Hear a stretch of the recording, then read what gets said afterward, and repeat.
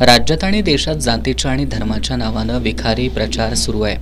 यामुळे विविध समाज घटकांमध्ये निर्माण झालेला दुरावा कमी करण्यासाठी 18 मार्चला छत्रपती संभाजीनगरमधून मराठा सेवा संघाच्या राज्यस्तरीय जिजाऊ रथयात्रेची सुरुवात करण्यात आली आहे. 1 मे रोजी पुण्यातील लाल महालाच्या ठिकाणी या यात्रेची सांगता होणार आहे.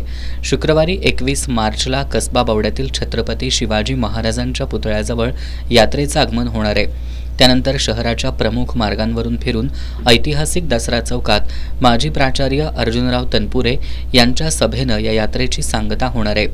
जिजाऊ रथयात्रेसह कोल्हापुरातील सांगता सभेला मराठा समाज बांधवांनी मोठ्या संख्येनं उपस्थित राहावं असं आवाहन मराठा सेवा संघाच्या पदाधिकाऱ्यांनी केलंय.